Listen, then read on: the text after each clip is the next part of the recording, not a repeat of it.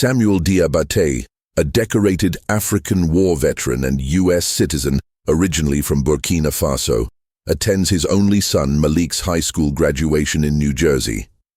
But what should be a proud moment turns into a public humiliation when Samuel is told to leave the premises due to an alleged dress code violation, a traditional West African boo-boo deemed inappropriate by school administrators. The incident spirals as students and parents record the scene, and it spreads quickly online. The story takes a dramatic turn when Ibrahim Traoré, president of Burkina Faso, visiting New York for a UN Youth Summit, sees the footage. Moved by the injustice, he makes an unannounced visit to the small town's graduation ceremony. What follows is a powerful reckoning about respect, dignity, identity, and how silent discrimination still hides in public institutions. This is a story about fatherhood, cultural pride, systemic bias, and the unexpected global ripple effects of standing up for someone when it matters most. Scene opens. Early morning, suburban New Jersey. Birds chirp faintly over rows of brick houses.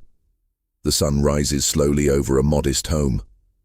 A veteran's uniform hangs on a coat rack, the sound of an iron sizzling on fabric. Narrator, calm, reflective tone. Samuel Diabaté had never been late to a single milestone in his son's life. Not when Malik said his first word, not when he learned to ride a bike, and certainly not today, graduation day. Camera zooms in on Samuel carefully laying out two outfits, a neatly pressed dark suit and a flowing, brightly colored West African. Boo-boo, he pauses. Samuel, softly in accented English. Today is not just for him. It is for my father, my grandfather, our roots. He will walk that stage, and they will walk with him.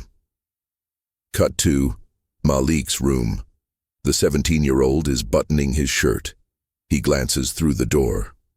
Malik, you sure about the boo-boo, Dad? You'll stand out. Samuel, smiling gently. Son, if I was meant to blend in, I wouldn't have survived war. Transition. A silver Toyota pulls up outside the high school auditorium. Families are arriving. Balloons, noise, laughter. American flags wave lazily in the breeze. Narrator.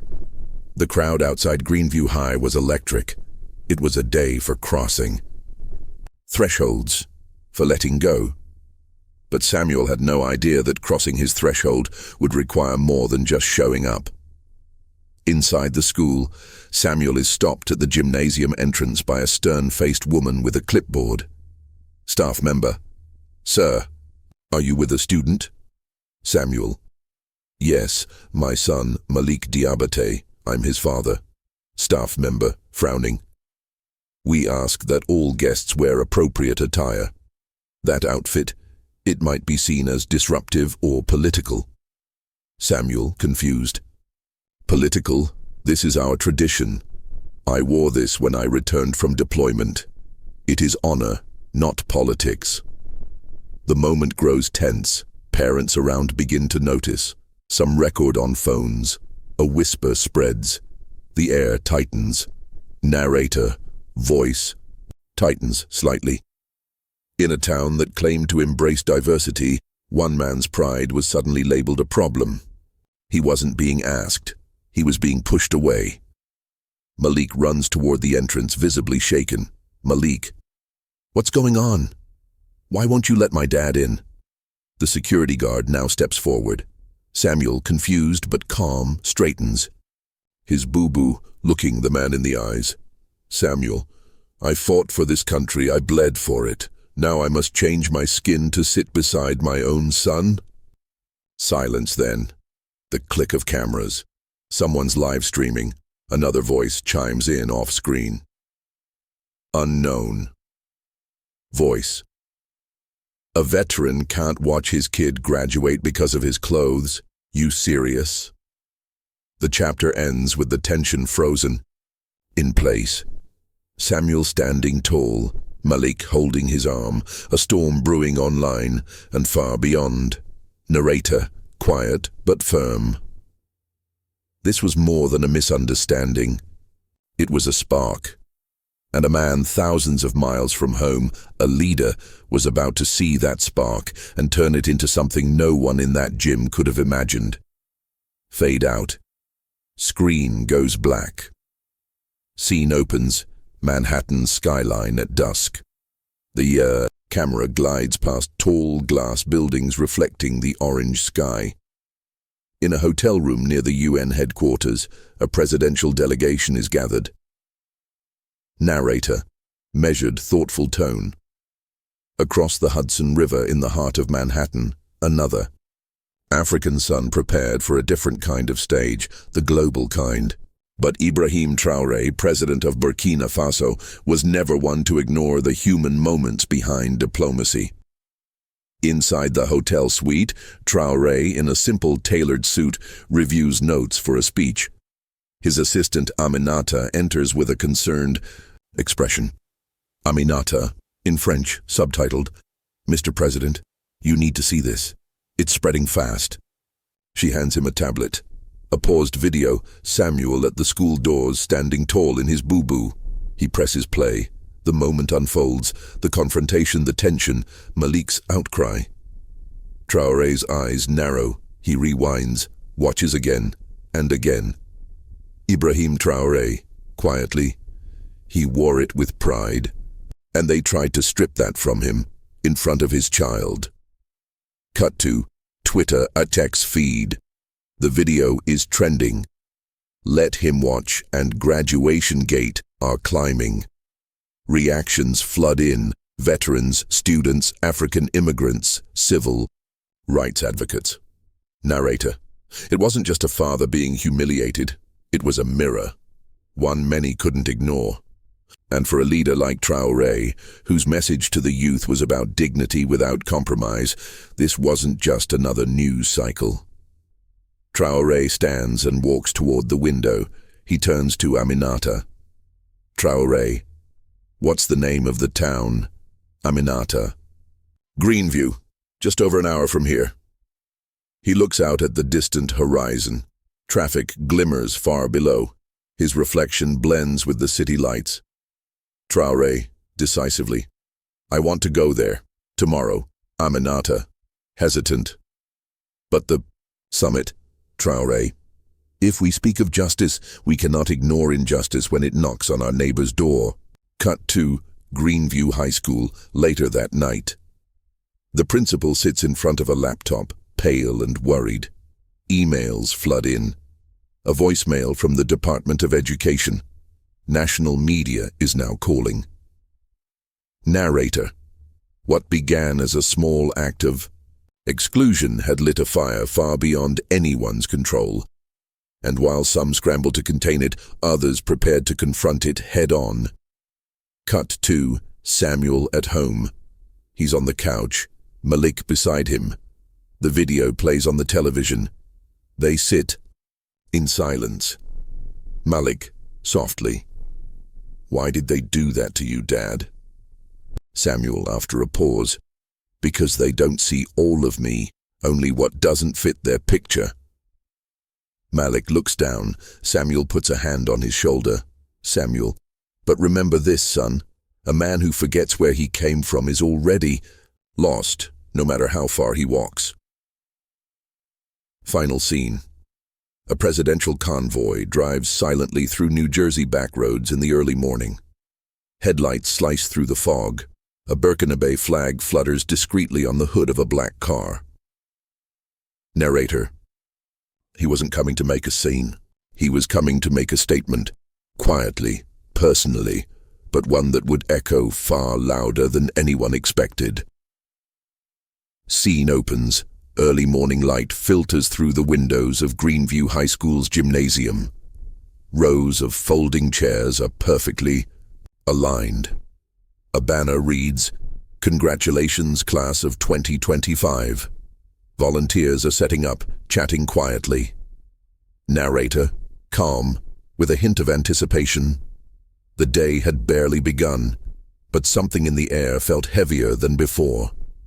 For the students, it was supposed to be a simple rite of passage, but for the town of Greenview, today would mark a turning point. Cut to Samuel dressing in silence. This time, he chooses the same boo-boo. He glances at his reflection in the mirror. Malik appears at the door. Malik, you sure about wearing it again, Samuel? I am not ashamed of who I am. If they ask me to leave again, I'll leave. But I won't lie to the mirror. Cut to school parking lot filling up with parents and students. News vans begin to appear. Reporters linger at the edges. Police officers are posted near the gym entrance. Narrator. The incident had drawn attention far beyond what the school anticipated. Local journalists, community activists, even state officials were watching, but no one expected who would arrive just after 10 a.m. Scene shifts. A black SUV rolls quietly through the lot. Discreet security agents step out. Whispers ripple through the crowd. Parent number 1, whispering, "That looks like Secret Service?" Parent number 2, stunned. "Wait, is that who I think it is?" The back door opens. Ibrahim Traoré steps out, calm and dignified. No media team, no entourage beyond essential staff. He adjusts his collar and walks forward slowly, scanning the crowd. Narrator, measured tone. He didn't come with fanfare. He came with purpose, and he wasn't there to speak. He was there to witness. Inside the gymnasium, the principal receives a message. She turns pale. A staff member whispers in her ear. Her eyes dart to the doorway. Principal, muttering, "The president of Burkina Faso? Here?" Cut to Samuel and Malik walking toward the gym. Just before the entrance, they spot the same security guard from the day before. The man looks uneasy. Security guard, stiffly, "Mr. Diabate." "Good morning." "Samuel." "Good morning." A pause. The guard looks down, steps aside. Security guard, "You're welcome inside." As Samuel walks in, a hand touches his shoulder. He turns and finds himself face to face with Ibrahim Traoré. Silence. Cameras click quietly in the background. A few gasps. Samuel blinks, unsure. "Samuel, Mr. President, why?" Traoré, softly, "I came because dignity is not a luxury. It is a right, and no man should be made to choose between his heritage and his honor, especially not in front of his child." Tears form in Samuel's eyes. Malik stands speechless. Beside him, Traoré offers a respectful nod, then gently gestures toward the gym doors. Traoré, "Shall we take our seats?" Cut to inside the gym.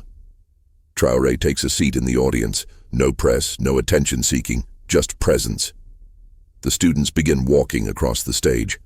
Applause fills the room, but something has shifted.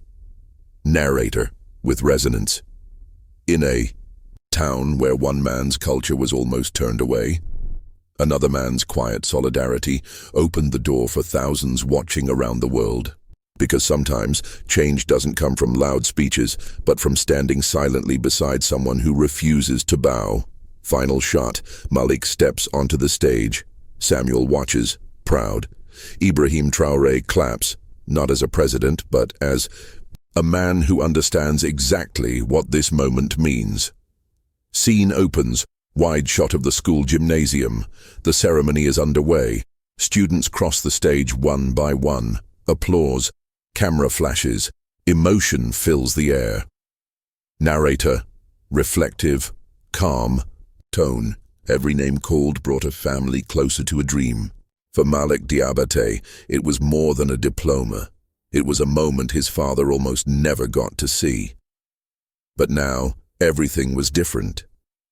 Malik walks up. His name is called. The audience applauds, but there's a distinct murmur. People noticing. Who's in the crowd? Principal, voice trembling slightly over the mic. Malik Diabate, son of Samuel Diabate, U.S. veteran and proud Burkinabe American. Cut to Samuel's eyes welling with pride. Ibrahim Traoré claps warmly from his seat. The crowd claps louder, sensing the weight of this acknowledgement. Narrator: the wound from the day before hadn't healed, but it had been seen, and sometimes visibility is the beginning of healing. As the final student walks, the principal steps up to the podium. Her voice falters. She scans the crowd, eyes landing on Samuel, then on President Traoré. Principal, nervously: "Before we close today's ceremony, there's something I need to say, or maybe something someone else needs to say more." A pause. She turns to Traoré, unsure. The gym falls silent. He stands, slowly, calmly, and walks toward the stage. No security, no barriers, just presence. Narrator: "It wasn't planned, no speech prepared, but sometimes truth doesn't wait for permission." Traoré takes the mic. Silence blankets the gym. He looks out at the students, the families, then at Samuel, then Malik, Ibrahim. Traoré, firm but gentle: "I come from a country often ignored, a small nation. But like every flag that waves today, it carries stories of pride, struggle, and dignity. Yesterday, a man was told he did not belong, not because of who he is, but because of how he looked when he stood in his truth." He pauses. The gym is still. Traoré: "I did not come here as a president. I came as a father, as a son, as a man who knows what it feels like to be told, not here, not now, not like that." Malik looks at his father, fighting back tears. Traoré: "To the students here today, remember this moment. Remember what it means to speak up. Not just for yourself, but for the person who might be silently shrinking beside you." He glances again at Samuel. Traoré: "And to Mr. Diabate, thank you. You wore your history not just on your shoulders, but in your spine, upright, unmoved." A beat of silence. Then applause erupts, first cautious, then rising in waves. Some stand, some cry. The sound is less for the president and more for what was finally being said out loud. Narrator: quiet, reverent tone. He hadn't come to make headlines. He came to make space. And in that space, something shifted. Not just for Samuel, but for every student who now saw dignity not as a luxury, but as a right. Final shot. Traoré steps off the stage. Malik hugs his father tightly. For a long time, neither speaks. Malik: softly: "I'm proud of you, Dad." Samuel, voice low, steady: "I'm proud of who we are." Scene opens. Television screens in a newsroom. Clips from the graduation speech play on loop. Social media posts flash across the screen. Some supportive, others angry, dismissive, or mocking. Narrator: tone shifts, sharper, tenser. It only took 10 minutes for the video of Ibrahim Traoré's impromptu speech to go viral. It only took 10 hours for the backlash to begin. Cut to conservative news anchors arguing. Anchor 1: "This is America. Why is a foreign head of state lecturing our kids on our soil?" Anchor 2: "Cultural pride is fine, but there's a time and place, and that wasn't it." Social media hashtag split. When respect diabate versus dice keep politics out. Comments scroll by. "This is woke madness. He's a hero. They staged this. It's anti-American. This is what allyship looks like." Cut to inside Samuel's home. The phone rings nonstop. Messages flood in. Malik scrolls through hate comments on his phone. Malik, angry, overwhelmed. "They're calling you a fraud, a political puppet. They're even saying you weren't in the military." Samuel, quietly: "Let them talk. I know where I've been, I know what I carried." He opens a small wooden box on the table. Inside, worn medals, a folded American flag, a photo of him in uniform with his unit. He places it quietly on the table. Narrator: steady. Truth doesn't erase ignorance. Sometimes it shines a light on it, and in that light, the ugliness becomes harder to ignore. Cut to the school board in emergency session. Faces tense, voices low. The principal sits with her hands folded tightly. Board Member 1. We're being accused of racism, cultural insensitivity, political bias. Board Member 2. We need to issue a statement. Principal. No, we need to issue an apology. Cut to protesters gather outside the school. Two groups. One holds signs saying "Let him watch." The other, "No foreign interference." In our schools, the atmosphere is tense. Police form a line in the middle. Narrator. The town had become a battleground, not of fists, but of ideals, between inclusion and resistance, between visibility and silence. Back in New York, Ibrahim Traoré sits quietly at the UN, watching a delegate speak. Aminata leans in with an update. Aminata. U.S. State Department says there's pressure to address your appearance at the school. Some senators are calling it improper diplomacy. Traoré, without flinching. Let them speak. I stood where a father stood, not where a politician postured. Cut to a quiet interview studio. Samuel has agreed to a sit-down with a national journalist. Lights, cameras, the room is still. Journalist. Mr. Diabate, some say this was all orchestrated. That you invited the president, that this was meant to provoke. Samuel, looking straight at the camera. I didn't ask him to come, but I'm grateful he did, because I've fought in 2 wars, and never once did anyone ask me to change who I was to serve. Why now? Just to watch my son? Cut back to Malik in his room. He's watching his father's interview, fists clenched. He opens his laptop and begins typing a college application essay. Title: The Day My Father Refused to Bow. Narrator, firm. In times of truth, backlash is inevitable, but so is clarity, and in the chaos, something new began to form, resolve. Final shot, a vandalized sign outside the school. Someone spray-painted "Go back home." It's being cleaned up by 3 students, 1 white, 1 black, 1 Latina, all wearing Greenview high shirts. They don't say a word, they just scrub. Narrator, soft. Because some people yell. Others show up and stay. Scene opens, late evening in the Diabate household. Rain taps gently against the windows. The lights are dim. Samuel sits alone at the kitchen table sipping tea. The house is finally quiet after days of chaos. Narrator.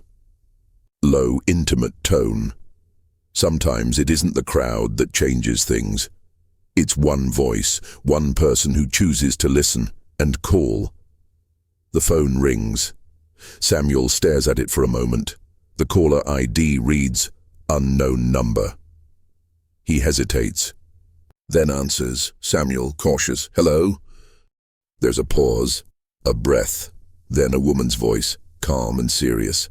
Voice: "Mr. Diabate, this is Karen Langston. I'm the Deputy Secretary of Veterans Affairs." Cut to split screen. Karen in her Washington, D.C. office, files. Spread out, a tense silence in the air. Karen: "I want to begin by saying we saw the video and we should have called sooner." Samuel blinks, surprised. He sits up straighter. Karen: "Genuine. Your service record speaks for itself. I reviewed it personally. You were wounded in 2007. You served with distinction. You mentored over 30 recruits. And we failed to speak up when it mattered." Samuel: "You didn't owe me anything." Karen, firm: "Maybe not personally, but the institution did. And we're prepared to make that right." Cut to Karen reading a draft aloud. Karen: "We're issuing a public letter of recognition, not just for your service, but for your resilience. We also want to invite you to speak at the National Memorial Day ceremony next month. Silence.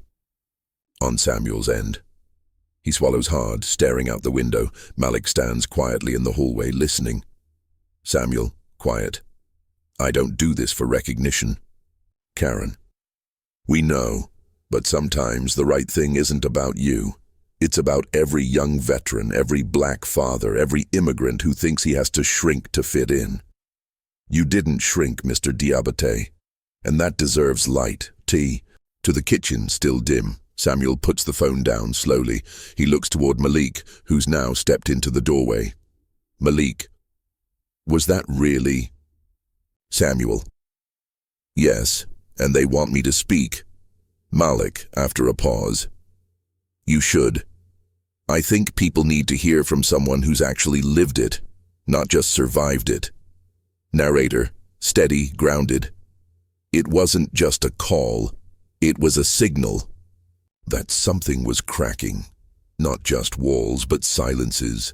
The kind that keeps men like Samuel quiet for too long. Cut to New York. Ibrahim Traoré receives a text from Aminata. VA contacted Samuel. They're offering a national platform. He nods, eyes serious. Traoré, good, but let him choose. He's earned that. Cut to school board office. The principal drafts a formal apology, this time handwritten. Her pen trembles slightly, but she keeps going. Principal, reading aloud as she writes. We did not recognize the full dignity of Mr. Diabate's presence. For that, we were wrong. Back at the Diabate home, Samuel looks at the medals on the table again. This time, differently, not with weight, with ownership. Narrator. Sometimes healing begins not with applause, but with an invitation. To step forward, not for recognition, but for truth. Scene opens, Washington, D.C. Early morning. The sun rises over the National Mall. Rows of white chairs are being set up in front of the Lincoln Memorial. Flags ripple in the breeze. A large stage is prepared for the annual Memorial Day ceremony. Narrator, reflective, calm. On Memorial Day, the nation remembers, but not always everyone. Today would be different, because a name often overlooked would finally be heard. By choice, not by force. Cut to backstage. Samuel Diabate, in a tailored dark suit, adjusts his tie. He wears a single pin, a small American flag beside a Burkina flag. Malik stands beside him, dressed with quiet pride. Malik, are you ready? Samuel, soft smile. I'm not sure, but I'm here. Cut to the crowd. Veterans of all backgrounds, families with photos of lost loved ones, journalists, students. On the front row, Ibrahim Traoré sits discreetly with Aminata.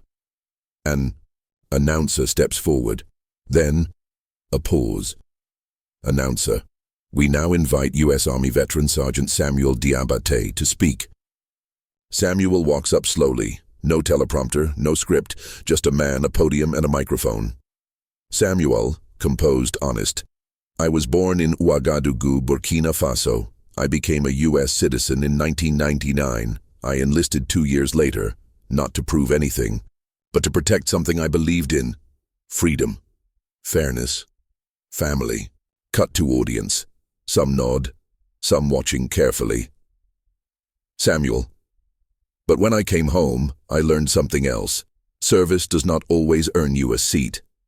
Sometimes people forget your name when your accent doesn't match theirs, or when your skin reminds them of their fears. Silence. He holds the pause gently. Samuel.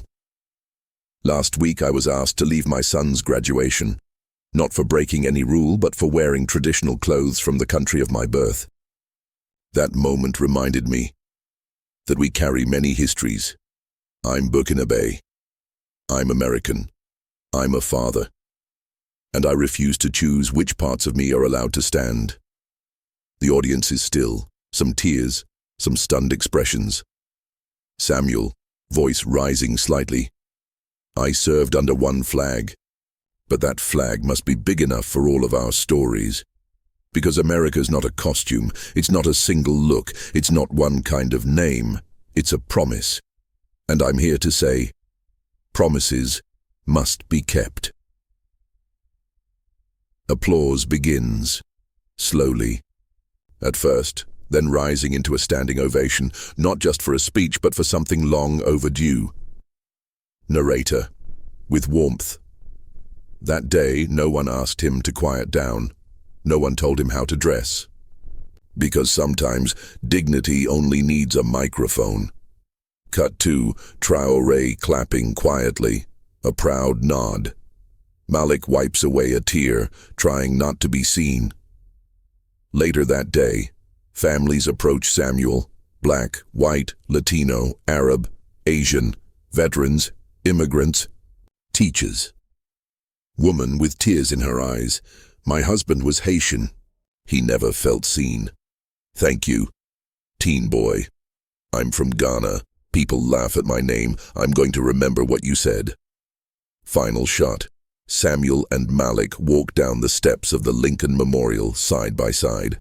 The camera pulls back. The two figures growing smaller, but not the meaning behind them. Narrator, closing line. Under one flag there's room for many truths, but only if we choose to see them. Scene opens, a quiet afternoon at the Diabate home. The sun filters softly through the curtains. Malik is studying at the kitchen table while Samuel sits in an armchair reading. Narrator, measured calm. When institutions stumble, sometimes it takes more than a statement. Sometimes it takes courage to face what went wrong, and humility to try and make it right. The doorbell rings. Malik looks up, surprised. Samuel stands slowly and opens the door. Standing there is the superintendent of Greenview School District, a woman in her early 50s wearing a neat blazer, face showing a mixture of resolve and apprehension. Superintendent, softly.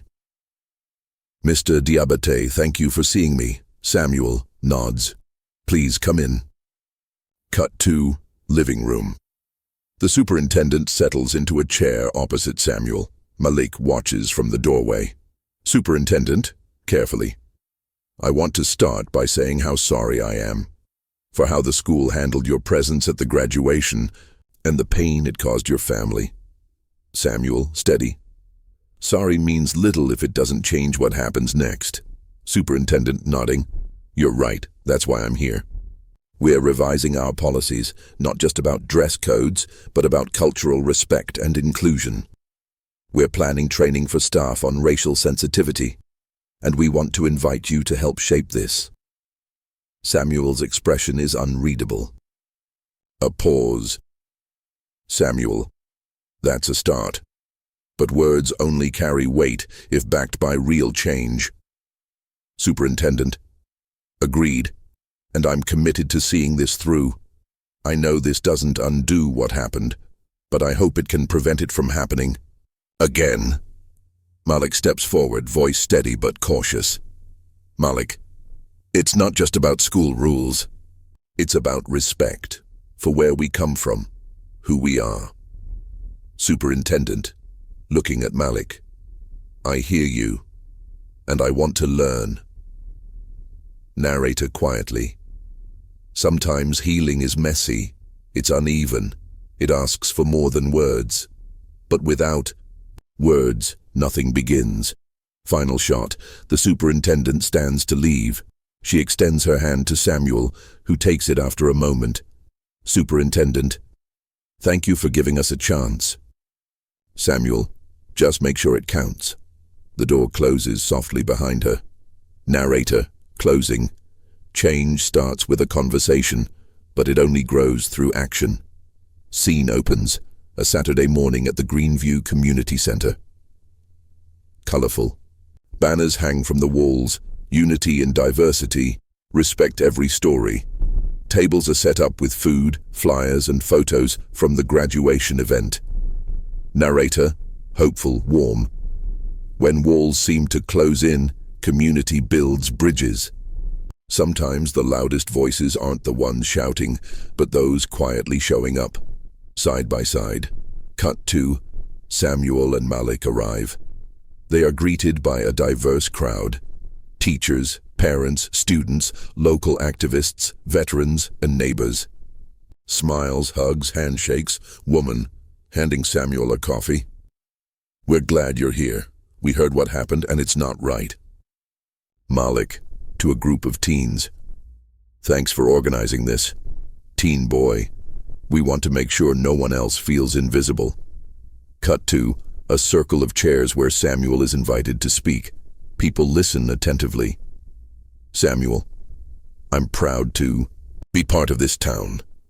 But we have to remember, pride isn't just in what we celebrate, but in who we include. Applause. Several community members share their own stories of feeling unseen or misunderstood. Man, elderly veteran. I served alongside many different people. We fought for the same flag, but sometimes the same flag didn't protect us all equally. Teacher, this is our chance to change that, and starting here. Cut to Malik helping younger kids paint a mural on the community center wall, a vibrant mix of American and African symbols intertwined. Narrator.